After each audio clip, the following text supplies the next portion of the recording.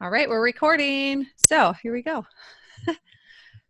All right, everyone. We are super excited to have you here and listening with us today. My name is Laura Host, and I'm here with Amanda. And Amanda and I are super excited. I can't say super excited 27 times, but you guys were rookies. We're learning, right? It might happen. And we've heard now that there's you can do editing. So maybe when that happens, we'll just edit, some of them out and they'll be 23.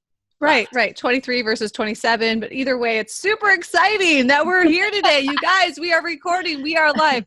One thing I didn't realize when we were creating a podcast, Amanda, is how much back work it was going to take to get to today, which is so exciting. So today is a very exciting day. Would you not say? It's super exciting. But you know what's funny as well is there's different ways to do things, and there could be very minimal back work to do something, but that's just not how you and I roll. No. So once we started finding stuff out that there's, ways to be able to do something super, that's just the way we attacked it. So next level, right? We're all about leveling up. So pretty much. So of course, like I said, though, this is rookie. So you guys give us a little bit of grace when we're going through this. We need grace and love today and every day. But hey, you guys, we're excited because what our mission was when Amanda and I partnered together was to really come together and to share our stories, but not only just feature ourselves, but to feature other amazing entrepreneurs who have been through hot mess to success. So the title of our podcast being Hot Mess to Success, today we are going to be speaking and featuring Amanda and sharing her story. So Amanda's been an entrepreneur for 13 years. She gets to work full time with her husband, which is super awesome. And now they have their beautiful daughter. She's a travelaholic. Would you guess that she's a kettlebell certified, which is super fun. She's an adrenaline junkie and she's always traveling. And 90% of her travel to me seems like it's always about bettering yourself as well, Amanda. So we're super excited to have you on today, Amanda. Welcome. Thank you. Yeah, I'm incredibly excited to be here. It is taking on such a project. It's funny because I would say 3 months ago was not in my sights when it came to this specifically. Right. So doing something like this has always been in my heart. That's why I've done different groups or Facebook Lives or, helped mentor in different areas in e-commerce. And, that's always been a part of it. But as for collaborating and doing a podcast, it just kind of happened very naturally. So I'm very excited to be working on this with you. Don't you say this is like a labor of love? Because I feel like our hearts are telling us both of you and I, it seems like we wanted to get out there and we wanted to communicate with other women and entrepreneurs in general to really deliver them some really awesome tools and resources that had we had these earlier in our career, maybe would have accelerated us a little bit faster, right? So I think this is a huge labor of love and I'm super excited to be on this journey with you, which is fun. So yes. Awesome. So we want to get into these hot messes because that's the fun part about this, right? So Amanda, why don't you briefly share your story with us and a little bit about the hot messes that maybe you've been through in your life? All right. So, taking it back to the very beginning, we'll do a little, run through. So my mom had me when she was 17 years old. So she had me in high school. There was a lot of, I guess, probably trials and tribulations for her on that part for sure. She was an incredible mother, but she raised myself and my brother on her own from a very young age. So I could not even imagine all of that. And I think that is one thing that actually I've always kept deep down inside me, knowing all the struggles and things that she had to go through. And those are just things that I didn't have to encounter. And so I just felt like I really appreciated the life that I was able to live, enjoying, my childhood, enjoying being a teenager. And of course, I don't think that really hit me more until, I was probably more in college, to where I realized all that and just the opportunities that were there. And even though I didn't have a lot of, you want to call it hand up or hands outs or whatever you want to call it, I always had that perspective of just being gracious of that and gracious of the opportunity, and just knowing that, it might be hard work for whatever I want to accomplish, but I had that opportunity to be able to achieve and go after my dreams. And so there was that aspect of it, which I think really quickly turned into something that could have could have been looked at as quite a struggle, but just for some reason, just really appreciated that. And so shortly through, I went to college, and right after college, I started doing mortgages it was just about a year.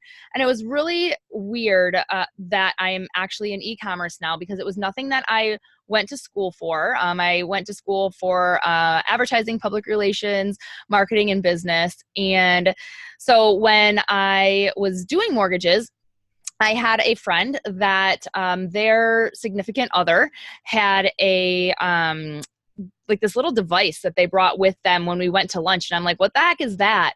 And they're like, oh yeah, I'm over here, scanning books in order to, sell them. And I'm like, okay, that's interesting. I never heard that. This is back in 2005-ish. No, maybe 2006, somewhere in there.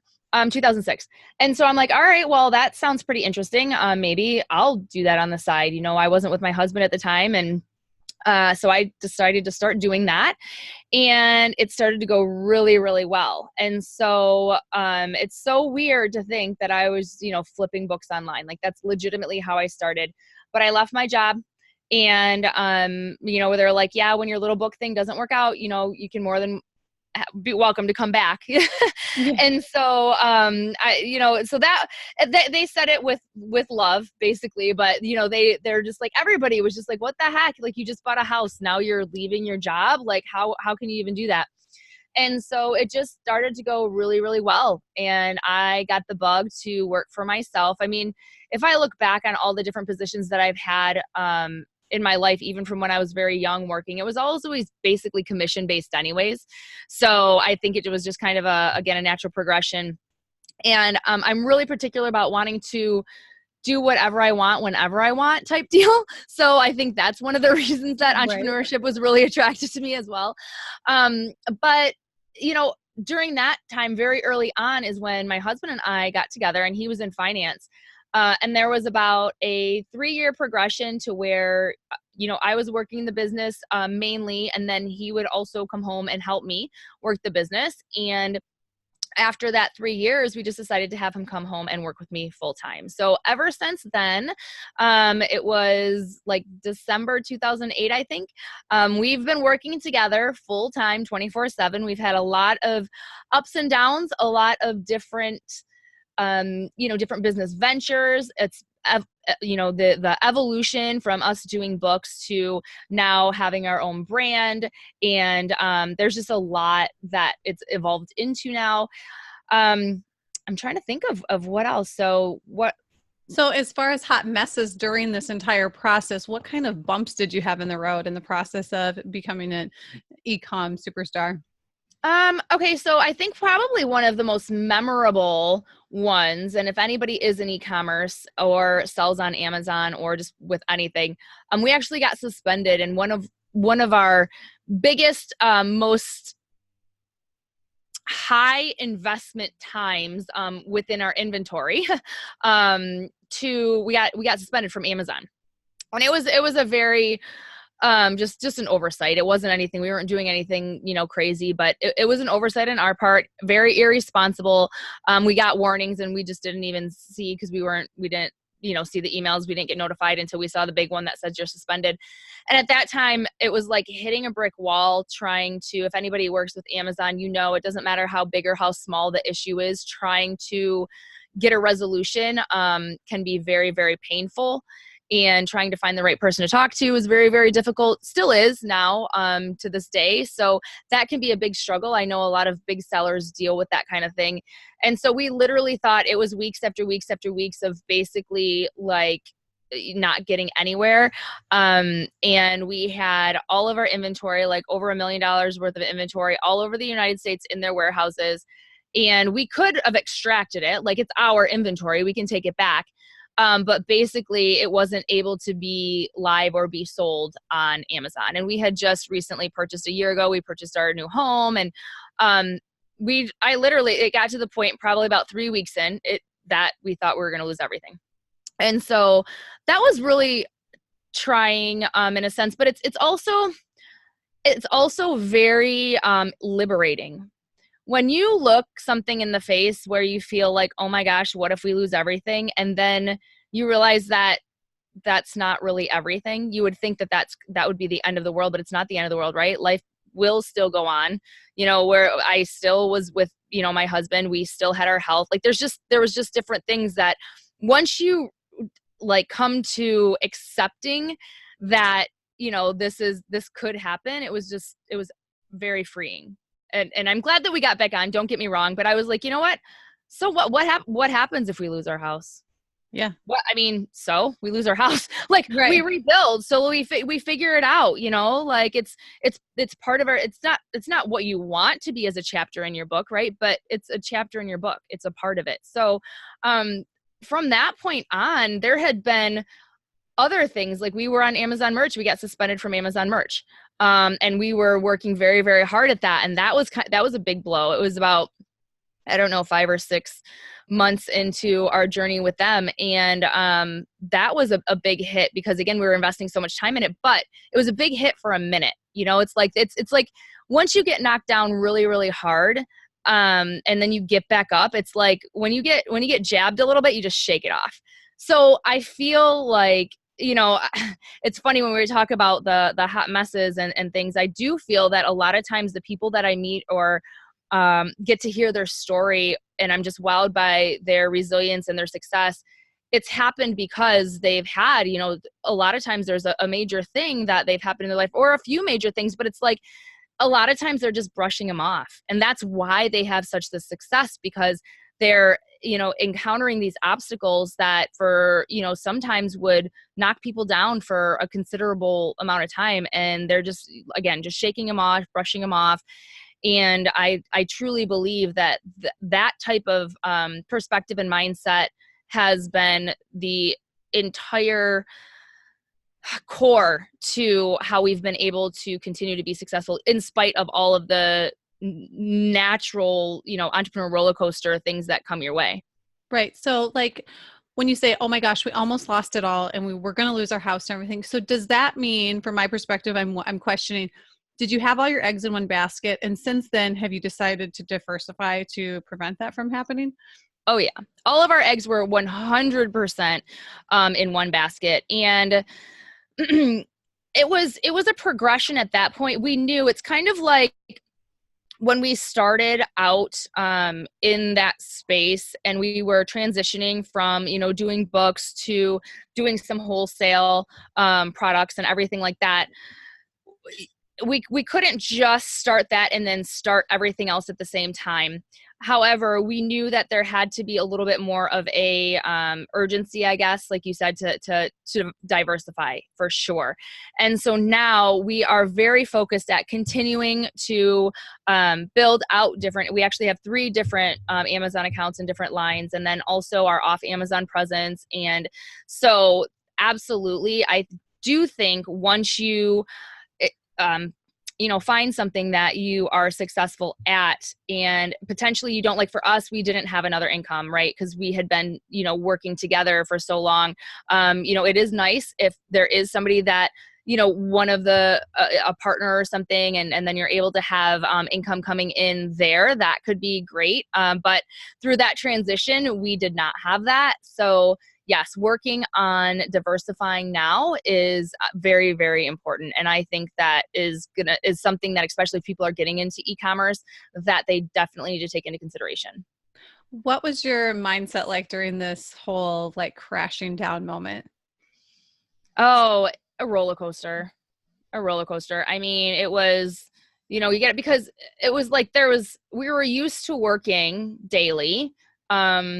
And there was a lot of activities that still pretty much needed to be done. We had to act like we were still in business, like meaning like gathering inventory or purchasing inventory, even though money wasn't coming in. And even though we didn't know if we were going to be back on Amazon at the same time. So there's a struggle, because we're like, okay, we want to still believe that we're getting back on Amazon, right? We want to still believe that we're going to be able to get this account live. But what if we don't? What are we going to do? Then all this effort of us continuing to work and run our business is for nothing. And so, gosh, it was really, really tough. Again, it was basically us thinking, hey, this is fantastic, like, not fantastic, sorry. That's not what I meant. Like, basically thinking that, again, if we are going to lose everything, we're okay with it, basically. Like, okay, there's that, but then there's the reality hits you. I mean, we just weren't okay with it, right? Like, we've worked so hard. So it was just a struggle. It was just a back and forth emotional roller coaster for sure. I mean, I remember the moment, because again, we were communicating a lot, and it's all, you know, whether you phone call or whether you email or whether, it doesn't matter. It's like we just basically weren't really getting anywhere, and they tell you, yeah, sure, we're working on it. Yeah, sure, we've escalated it. I mean, it's funny now because we have multiple situations going. We're not suspended from Amazon. We have multiple situations going on like that right now, and now it's just part of it. Like, we just know, like, this is going to be a process. Like, you know, we have listings down, or we have errors with listings, or, you know, somebody's, you know, coming on and changing stuff. And it's just a part of it, when before that would have been devastation. And so I think that with those points is that again, all of those things start to become somewhat of annoyance, or just things that you know that you need to deal with, versus when people get into being in, it doesn't matter what type of business you're in, you know, when you first start encountering resistance, you just feel like this is like the biggest thing, the biggest issue. And that's when you know that you need to continue to push through that until those things are like really minor issues for you. Then you look back and you're like, oh, maybe it wasn't as bad, because there's always like a bigger problem later, or a bigger mess that comes our way. So we're like, wow. And we thought we were going through hell back then. I know. And then you just got to think about it. And so I think now, even when those things do happen that seem really major, it's almost like, okay, if you take a step back and be like, okay, this is the challenge that I'm supposed to be handling right now. This is a big deal, and I'm ready for it. Like, this is what we need to overcome. We're going to look back on this, like you said, and it might not be a minor thing. It could be a very big thing, but that just also empowers you to be like, wow, I got over that. Like, that bigger hurdle, once I get over this big hurdle, like, again, all those other things seem minor. But see, I feel like too, in my personal life and professional life, every obstacle every hot mess that I've went through has like prepared me for the next hot mess, right? Like, so I'm like, wow, thank goodness I went through that. You know, not in the moment, I wasn't thanking anyone. I wasn't like, oh yay, I'm so happy I'm going through drama right now. But now looking back, I'm like, maybe it wasn't so bad, because now maybe in the moment this is worse, or it's prepared me to deal with this situation better in the future, which has always been kind of a secret disguised blessing, a blessing in disguise almost. So absolutely. I think like, and one of my favorite quotes is by Steve Jobs, and I'm probably not going to quote it correctly. We can actually get that and probably be able to like put it on the bottom or something. But just where it's like, you cannot connect the dots looking backwards. You can only connect them, looking forward. You can only connect them looking back. Mm-hmm. So it's like, if you do take a moment to actually self-reflect and, so one of my friends called it like auditing, like your life, and you look back at different situations like that, and you do think about that, it's like, wow, some of those things that you think were bad might have actually been blessings, might have actually, like you said, prepared you to better handle a situation that was coming to you that could actually have been a good thing. You know, there's a lot of things that if we hadn't gone through that, we would not be able to have, you know, dealt with some of the additional obstacles that came our way, and now they're just like non-issues. So right. So hot messes in business definitely have been part of your life. As far as hot messes in your personal life, is there anything there you'd like to share? I mean, yeah, there's a couple of pretty significant things that I think, again, were blessings that have prepared me for, personal, if you want to say happiness or whatever it is. When I was younger, I had a very serious relationship, and it was for 6 years long, totally committed, through high school and college. And it was definitely a controlling, type abusive situation. I was always very, if you want to call it, defiant, which is funny for me to even think that I have to say that, because when you're in a relationship, it's not like a parent situation. So that's what I always kind of, use different terminology to where it didn't ever really feel when I was in the moment that it was necessarily abusive, because I was always defiant, right? So it's never like I ever accepted it. Not that you have to, but now looking back, me even utilizing those words or even thinking through it, and now obviously my current relationship being the total opposite, it's just crazy to think that, that truly was an abrasive or abusive relationship. Mentally, there was, if you want to say minor physical, and then everybody would say, well, there is no minor physical. I get that. Believe me, I get that. Like I'm definitely not making excuses by any means. But going through that really helped me, because there was a good amount. The reason why I was, with somebody for 6 years is obviously there was a good amount, I did love this person. And, there was a lot about that relationship that made me stay there. Now, when I did finally decide to walk away and I was fully done, fortunately, I had a straight period of time where I literally embraced just being single and enjoying, what I wanted to do when I wanted to do it. Again, probably a reason why I'm, inclined to be an entrepreneur.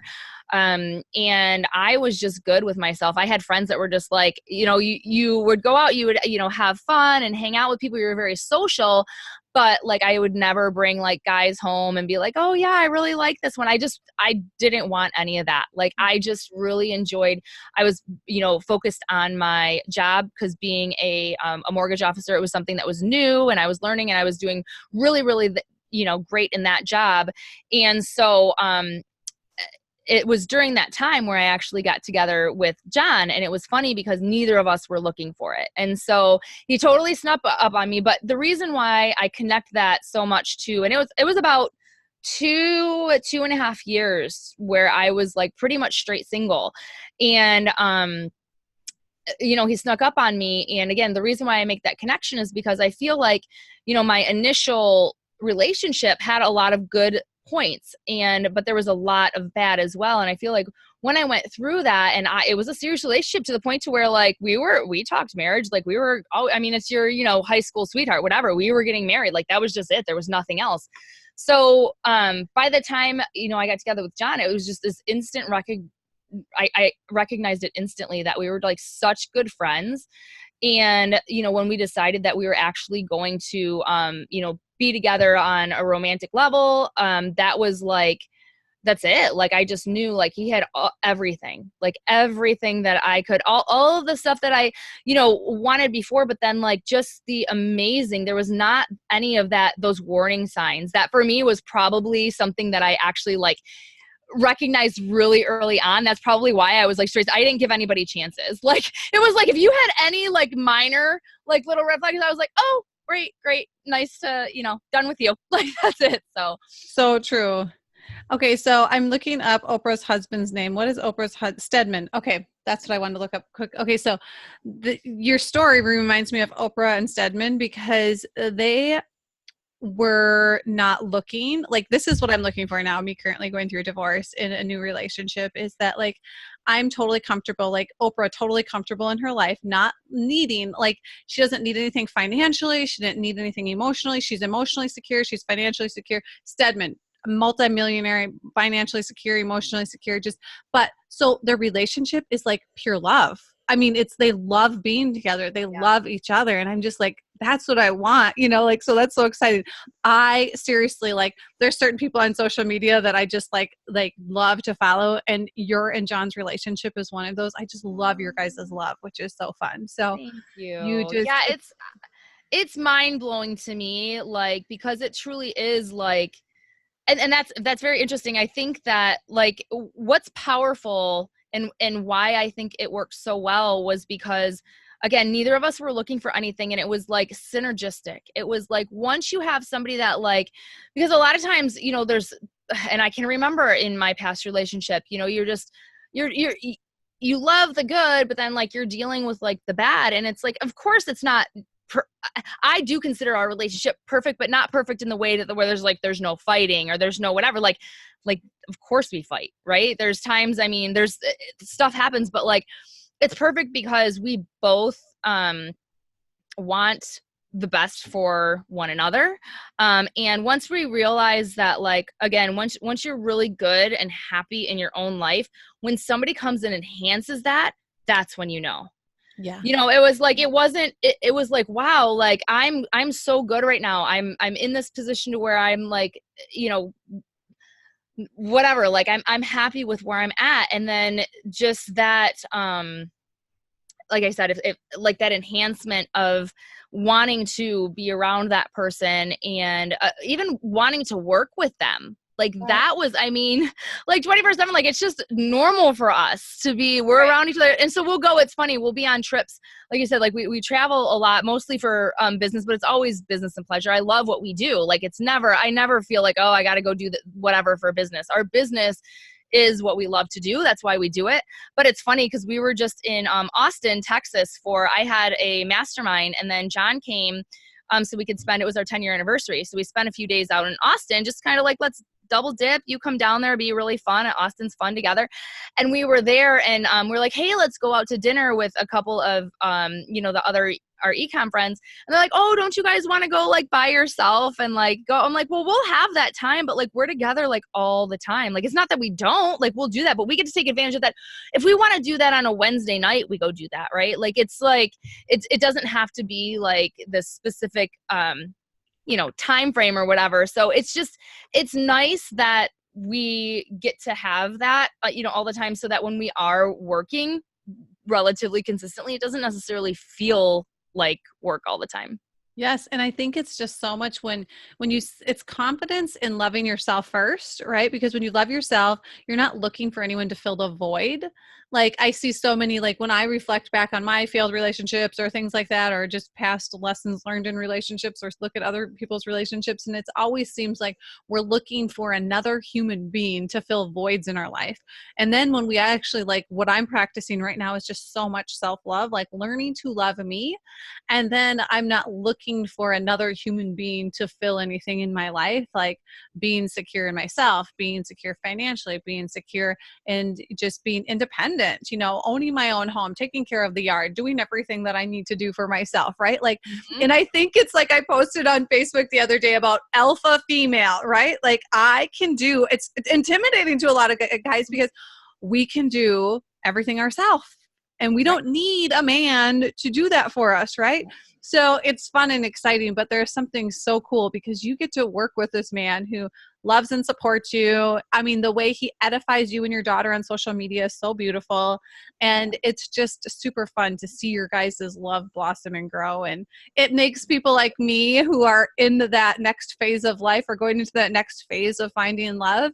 You just give me so much hope. So thank you. You're welcome. It's there. It is. And you're doing it. So this is what I love too. Like, you're going to have, oh, I can't wait to interview you and continue to have our episodes, because you just have so much to give and so much wisdom, and just watching you and when we started this, and we're gonna talk a lot more about this in depth, but when we started this process, it's like you weren't even going through this. I mean, you were going through stuff, but not to the point to where, like you said, working through your relationship and going through a divorce and stuff like that, and just being, I mean, a fly on the wall. We're in 2 different states. I'm in Michigan, Laura's in Minnesota, and we communicate a lot, but a lot of it, we've been communicating about personal stuff, but for the most part, a lot of it's been business because it's very intensive.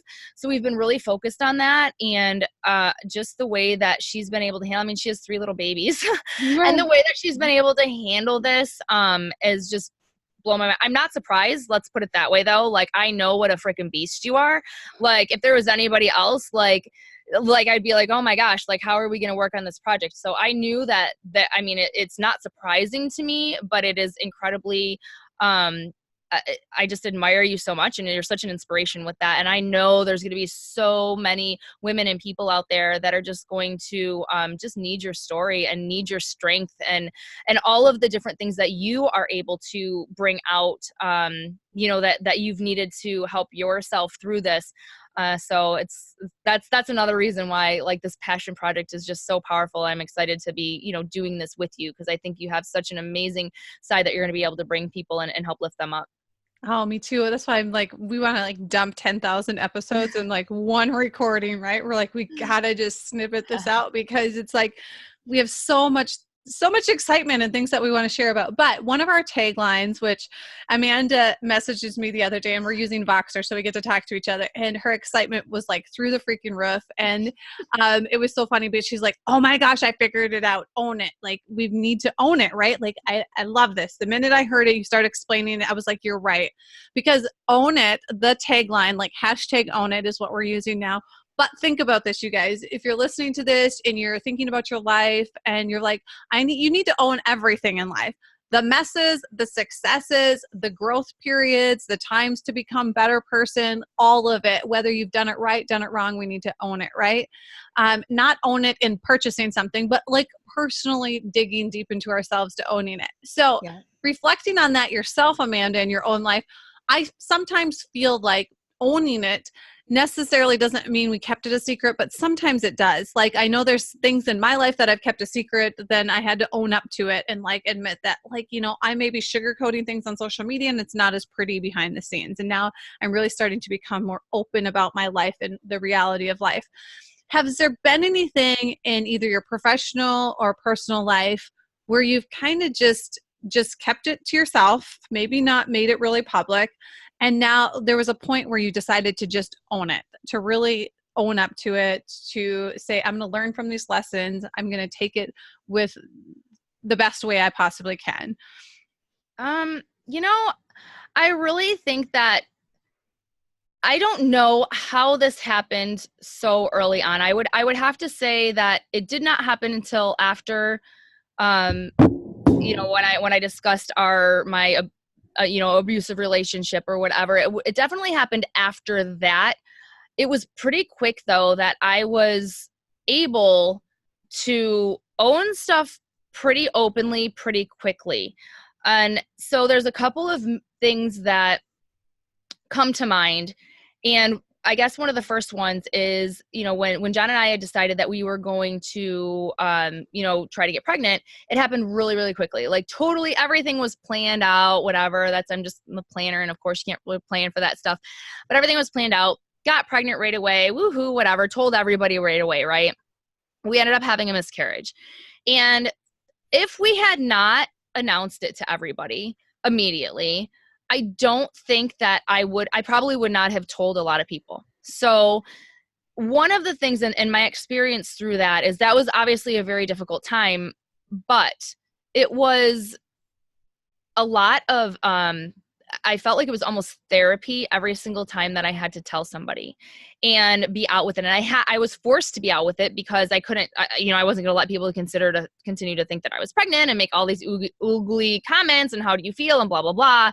I just had to come out with it. And so dealing with something right away, and being out with it, I recognize that as, therapy for myself and healing for myself. And this was not as significant as when we had our miscarriage. But for example, when I did get suspended from Amazon merch, I had already been kind of like mentoring with people, kind of up and coming, kind of sharing on Facebook, kind of guiding people through their journey because we were having a good amount of success there. And right when we got suspended, it was like, what do we do? Like, it was initially like, that's the last thing that you want to admit. It's like this, oh my gosh, like this really bad situation. I was like, screw it. It was within 24 hours. I was like, I have to make a video. I have to make a video and tell everybody, because you know what? They have to be able to experience. This is happening to other people. You know how many messages I got, Laura, about the miscarriage and about this suspension when I came out with it? So when People were like, oh my gosh. Like, yeah. Like they were like, both of them, oh my gosh, me too. It was always like a me too thing. And I was just like, gosh, you know what, if nothing else, like it was almost, like I said, therapy for me. And not that you want like, oh, I want to know who else is going through this stuff. That's not it. I think that when people keep stuff inside, and I get it. It's not easy, but when you do that, you do feel very, very, very alone. And I think that's way harder. Like, I'd rather just be out with it, like, and just be like, this is what's going on. It sucks. We made a mistake, you know, and, you know, same thing, like I said, with our suspensions or anything really that happens. There's not been a whole heck of a lot. And I guess for some reason, I don't know if I just felt free and liberated after like I said, my relationship when I was younger, but I don't know, for the past 13, 14 years, you know what the other thing is, I think being an entrepreneur empowers you to not give a shit about what other people think a lot of times, because I didn't need to be careful of a boss. I didn't need to be careful. Like for example, like John, he's for a long time wanted a tattoo sleeve, and they're just expensive, right? There's a lot of planning. It's a big commitment. It's whatever. And so finally I was just like, okay, you just have to find your artist. You got to go do it. But we had discussed this, and this was years ago, you guys. He was in the in finance industry, right? Like you probably at this point, this is, you know, 11 years ago, like when you're young and you want to up and you know, white collar career. Before, I mean, some of that stuff wasn't as, you know, accepted. And it's not that really impacted our decision, but it's just very cool to see that that's not even on our radar. I could give a care less what anybody would think if he wants to, you know, tattoo his whole body, whatever, you know, it's just very liberating. And so I think that being open and being able to, not be concerned necessarily with what others think. Don't get me wrong. Like I still, that stuff still does get to me sometimes. Of course, I'm human, but I just think that, it doesn't get to me as, you know, much as it used to when I was younger, for sure. Clearly, Amanda, you're very emotionally mature, because I've seen some people where it's like one extreme or the other. Like they have comparison syndrome, everything they do, they're like, but somebody else is doing it better. How do I, you know, it's fine to compare yourself, like we're doing right now in podcast world. We're like, how do we be like them? Yeah. But we want to like get the tools and resources to be better, right? Mm-hmm. So like clearly you're emotionally mature, and that doesn't happen overnight. That takes, you know, daily discipline, and it takes, so what is like a day in the life of Amanda, like as an entrepreneur? So like from the time you get up, like how do you and John work together? And obviously at some point, like where are you working on, this is like two questions in one, I apologize, but like where are you working on, like how do you keep your mind in the game? Because it's really easy to do the comparison game. And how do you keep, like, what are you doing to keep your mind positive and moving forward? True. The core and the simple answer to that is 100% gratitude. People in this world always are there, and it doesn't have to be, it's moments in time or whatever, but people are dealing with a lot of shit in their lives. I don't care if you don't see it. And I don't fault anybody for not putting it out there. Again, I mean, when I say like I'm an open book and stuff like that, it doesn't mean that you see all my crap, right? It just means that I'm not hiding anything just to put on a front. It's just that, like, for instance, like, again, like I said, like John and I fight, we make, you know, poor business decisions sometimes, you know, there's different things that happen, but in every single, you know, evening, it's just a habit. It's a habit that it fills my soul to be able to, in the evening, just stop and think about, you know, a few things that I'm so grateful for. And like same thing in the morning. And this isn't something that, you know, I've tried, like, I want to be able to meditate, right? There's different practices that people are like, oh, this is what I do, and this is very effective. And I don't, right, I'm not able to meditate right now. Like I'm trying, and I'm sure I'll get to it and whatever, but this isn't something that's a check mark in the box. For some reason, I've been able to really embrace this, and it's made such a huge difference, because when we're going, the entrepreneur roller coaster is real. And when you are hitting an all-time high, you have to realize that there is going to be a low, and you're prepared for it. And you need to figure out the ways to keep your mind centered when those things happen. And gratitude is just it, because there's always, I don't know, I don't know how it happens, but I always see like different things. I don't cry often in like life, especially like at my own stuff. Like for some reason, if there's something there, like I suck it up. I realize that in order to get over it, I have to, you know, push through or whatever, but I will cry at, you know, what pulls on my heartstrings is like some type of music or somebody else's story, or even like movies. And I will just, and John just looks over at me, and I'm like, like all the time at different things. And I just, for some reason, have had a lot of connection with amazing people that have been through hell. And I think that that's given me perspective to realize that, you know, I'm very thankful that I haven't had to go through those things. You know, there's, you know, when I look at, you know, yeah, I had a miscarriage, but you know what? I have Kenzie, you know, and there's some people that sadly are not going to be able to have children. And then, but you know what, then they can adopt. And, you know, there's always this, you know, it's our journey that we have to go through. And I feel like being grateful for the little things just opens your heart for the bigger blessings. So that's really how I feel that I can keep things in perspective. Do you have a Because ritual? there's a lot of tragedy in the world.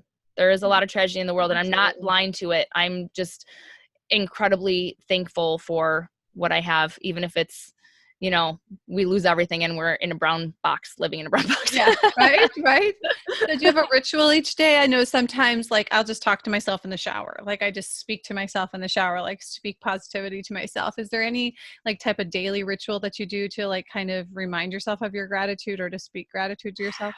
Um, you know, I actually started again. I've been on and off for years. Gosh, if you have anybody, I've always been relatively open on like Facebook about stuff and kind of the different things that I'm doing. I think it helps me to be a little bit more accountable to things. And I have started, you know, for the past year, pretty much, we've been getting up early because we don't have to wake up to alarm if we don't want to. But now that we have Kens, if we don't, like, we're not going to get much done, right? And we're going to be juggling everything. And I think that's a lot of what people, you know, can struggle with, you know, once they're like waking up to kids and stuff just gets, you know, out of whack. So getting up early, I bounce between now, you know, 6 o'clock and 5 a.m. It just depends on my night before. Sleep's very important, so let's not get that wrong. But when I do get up, I literally just go downstairs and I read a book. So I love personal development, whether it's business books, marketing books, you know, spiritual book, whatever it is. There's a full list. Like you said, like legit. I mean, between John and I, 95% of those books have been read, and they're ones that we'll go back and reread. And I listen to Audible and, you know, listening to music. I've learned of different ways to be able to, like, I don't want to say, kind of control my energy, I guess, in a sense. Like for some reason, Mondays, after I'm done reading and I come downstairs and it's like a fresh week, like I throw on YouTube and we'll listen to some like dance music. Like I love dance club music, you know, EDM, but, you know, actually more like dubstep stuff. Or also like some emotional music. I love country too. So like I can actually pick and choose, like, what am I ready for this morning? I was like listening to Eric Thomas. So ET, which is amazing, and just like motivational stuff. It just depends on what I need. But daily I do some sort of, you know, and people say that, oh, like the reading stuff and it's hard to read. And I'm like, I get it. Then use Audible, something. You'll get in the habit. It's been years and years and years. I didn't read for about 2 or 3 years after college because I'm like, they shoved all of this. I was not a reader ever. And they like shoved all of this information down our throats and we had to read it. And so I was done. I don't think I picked up a book. Like I was selling books online. I had thousands of books online and I wasn't reading books. Like, but don't forget, Amanda, we're going to have a future episode on how to speed read 3 books in a day from those tips that we have. We've learned some amazing tips that we're going to share with you guys later on how you can speed read 3 books in one day. And I'm really excited about that. Amanda thinks I'm a little nuts, but this is but it's the same thing. It's so funny. This is why it's hilarious because she thinks it's not speed reading. What is it called? It's like basically how to get through 3 books in a day, I guess. Yeah, how to like extract like the main things. But it's kind of the same thing with like me when I'll listen to, like, I know we both use that Chrome extension so you can fast forward through videos and stuff, which I think is just an incredible hack. I've just learned about this about a month ago. Totally changed my life. And so anyways, like I can listen to stuff like, and they sound like chipmunks, but I can totally pull out like exactly what I need from it. So I can watch like a 60-minute whatever in like 18 minutes or whatever. So it's awesome. You guys are going to love this. And we learned how to do it on YouTube, speed up things too. And where we're hosting our podcast, you can speed up our podcast even. So you could be listening to us really fast right now. Right? Yeah, we probably talk pretty fast though. So it is funny because I do notice that like even on, because like Voxer, you can speed stuff up. There's different people. I have friends that are from the South. I can listen to them on speed 4 all day long. But like me and Laura, like there's some things that I can't. I like have to like go through different speeds because her and I will have like different cadences. Like we're really excited. We're going to talk really, really, really fast. And then, yeah. And then when we're just calm and chill and talking normal, then we're like, okay, you could speed that part up. But right. That's awesome. But you guys, we're going to have tools and resources available. So you'll see on our website where the things that we're talking about on today's episode and all future episodes, you're going to find, you'll have the links and the resources. And we're not going to keep anything a secret from you because we definitely want to speed up your success process as well as much as we can. So this is awesome. So again, back to like just a brief synopsis as we're rounding things up here. But what is a day in the life of Amanda like? Okay. So like, and actually one of the biggest habits, it's funny because I started on my morning, but one of my biggest habits is the night before. And at least okay, so like the week before and the night before, like it's always, I want to make sure that I know what I'm doing that next day for sure before I wake up. So it's just basically planning that day the night before. That's been the most powerful thing. I learned this about 4 or 5 years ago, and it's a habit that has always stuck with me because it has made the most significant impact in our lives, especially with us working together, because John and I, we work in the same business, but we have different positions. So in order for us to make sure that we are productive and, you know, we know our schedule and, you know, who's going to be hanging out with Kenzie and what, you know, is the most priority within our business, we have to structure that out the night before or else nothing would happen. Like it would just be we would waste so much time. So having that game plan the night before helps significantly. And then when we're getting up, we can just go through and work through that. So the day in the life, like I said, getting up, and it changes. This is kind of what I like as well, is that it really is a structured chaos, I guess, if you want to say, because, you know, for the most part, we don't really have a 9 to 5 type schedule. It's just that we look at what we have going on. Like for instance, we're going to be leaving and we're going to be in Vegas from Tuesday until next Monday. So we really had to look at what do we have to get done physically at home to make sure that we have everything wrapped up, everything tied up before we're, you know, on our trip, and what things can we push off until our trip that we can just do online. So just figuring out that structure, we've had to learn and grow and change and evolve through that time. But so each day is relatively different. But we get up, whether Kenzie is going, she goes to, not now, she just got done with Montessori. So my daughter's 3.5. She has Montessori. She was going 3 days a week for 3 hours. So from 9 a.m. till noon.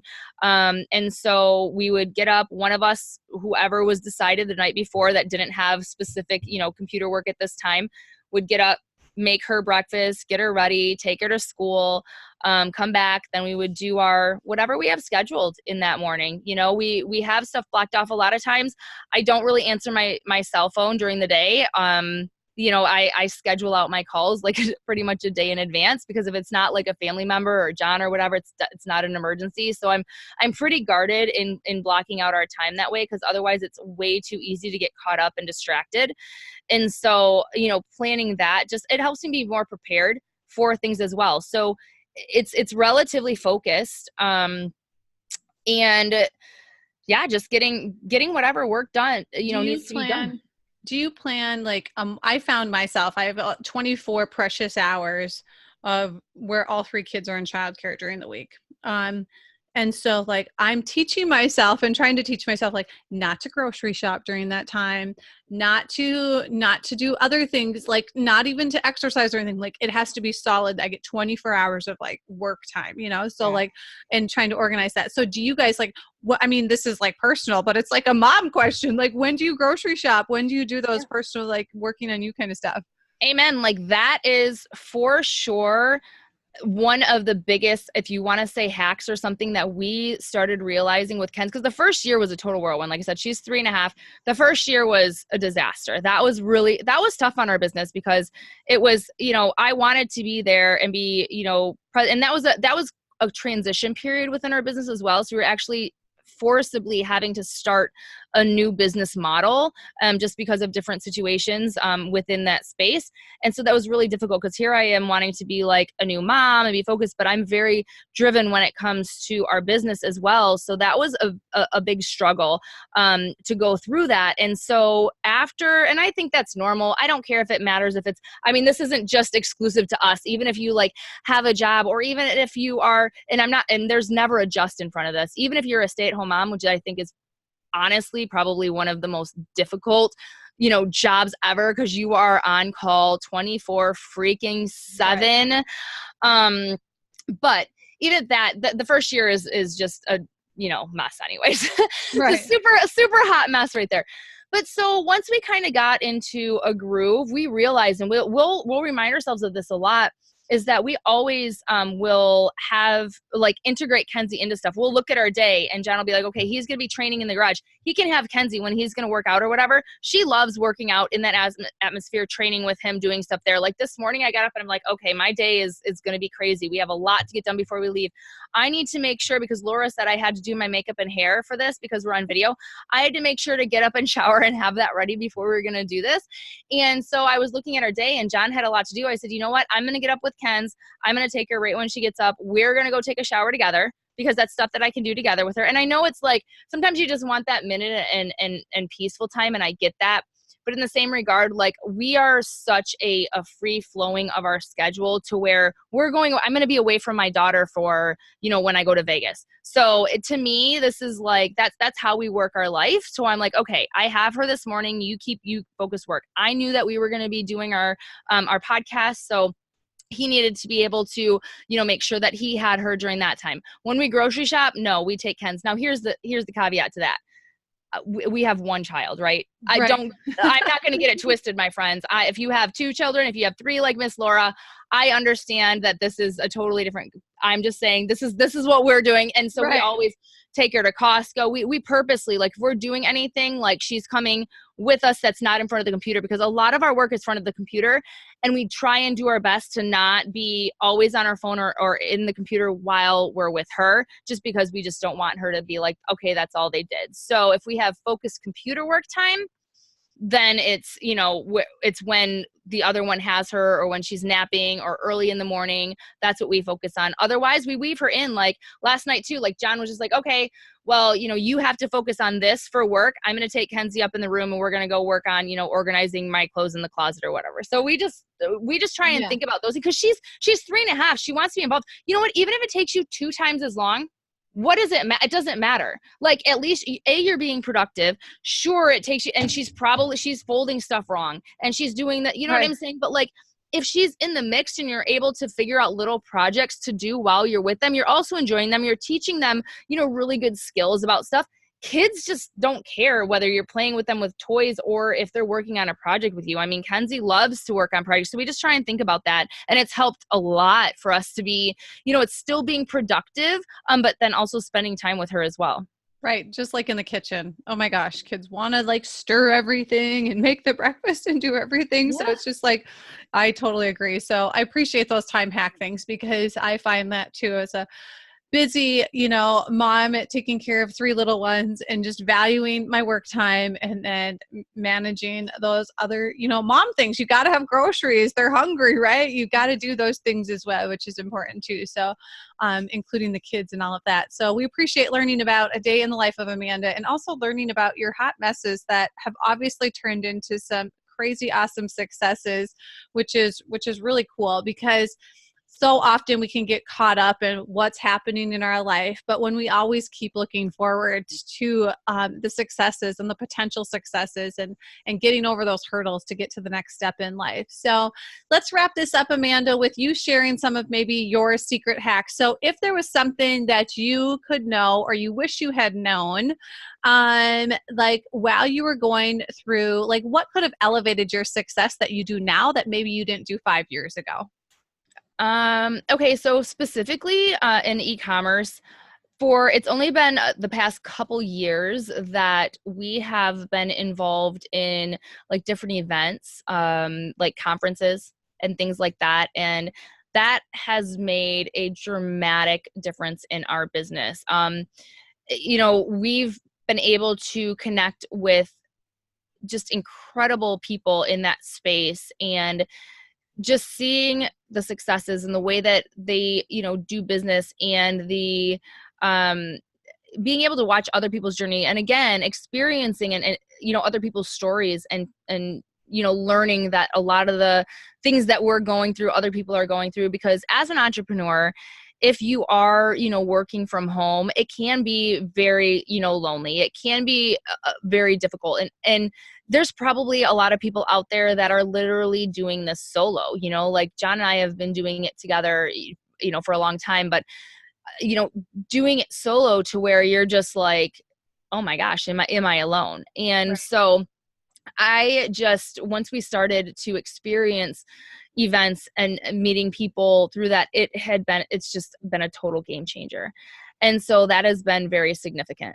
I think one of the key words that you said there was you didn't just attend events, but you experienced events. I see a lot of people just go to events, right?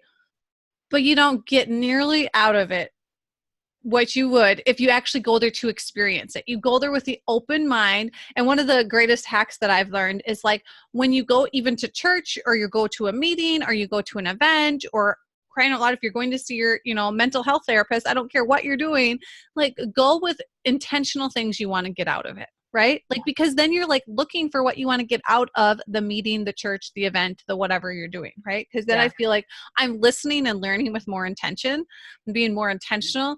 And I think I've learned that from watching people like you and John go to events. And you don't just go to an event, but you're connecting with people.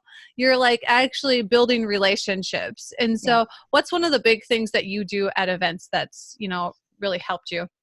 Yeah. So, being definitely making it a point to connect, and given I'm an extrovert. I don't know if it's very, apparent yet, but I am an extrovert. So I do enjoy meeting people, and I love learning about people and hearing their stories and connecting with people.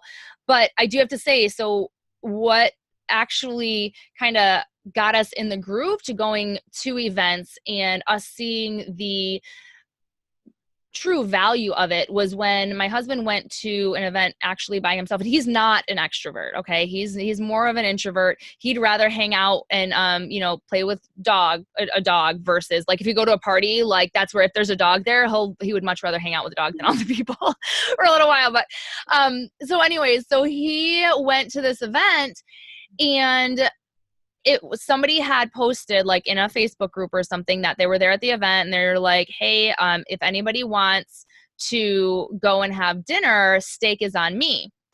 And so I remember my husband like texting me, he's like, all right, well, I'm going to go and be social because somebody's going to buy me dinner. So I'm like, all right, great, good, go meet new people. Right. So he goes, and it's one of our closest friends in the e-commerce space now.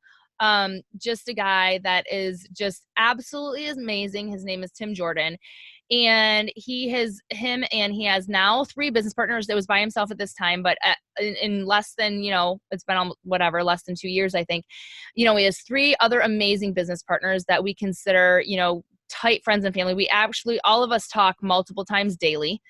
And it was incredible how that just was the catalyst for us creating these incredible bonds with these people that just are just awesome. They've been such a blessing in our lives. And just again, in no other way, we don't have any connection in business at all, really. It's just that support system of somebody, going through the same stuff that you're going through, and, being there, and just iron sharpens iron type deal. And we're going to Vegas, and we get to hang out with all of them this week. And so I see them regularly. I traveled to China with, Tim, and it's an incredible tribe to be able to have. And that all started from, again, you would think that would have been like, oh, from me, like meeting people, whatever. No, this actually started from, like I said, my husband just randomly connecting with somebody. And it's been that just kind of snowballed into these incredible relationships, and just continuing to level up our business as well, because everybody's just sharing. It's like these little mastermind groups where everybody's just like sharing different things and really genuinely wants to see other people succeed. And so that is one of the things that I think is the best result of what we've gotten out of, attending these events. It's going to be so awesome because like, as we're speaking here, I'm like, there are so many future podcast episodes that we're going to be able to have. Like, okay, so even people that can't leave their home, right? I mean, I know of a lot of tools and resources that we'll be able to share with you guys here in the future of online events that you can go to where you can actually experience like networking in an online setting, which is really fun because it is about making real life connections with other human beings at some point, right? Yeah. And that's how you get featured on their podcast. And that's how you build those collaborations and relationships and things like that. So in wrapping this up today, you guys, we're super excited that we are having our first podcast episode complete here. It's starting. Yeah. And we have so much more to bring to you guys with whether it's from the relationship advice, tips, ideas, the hacks for how to be more productive in your day, to how to maximize networking events, to we really want to bring you tools and resources that are real tools and resources to deal with everyday life, hot messes, and tools and resources to deal with and help you elevate your success to the next level. So thank you so much, Amanda. This was a lot of fun. Well, thank you, hostess with the mostest. Woohoo! Awesome. Well, thanks again, everyone, for listening today. And we are just getting started. So thanks for your grace and love as we continue to build this awesome podcast. All right. Helping you to kick ass in life and biz. Right. Own it. Exactly. Own it, baby. Awesome. All right.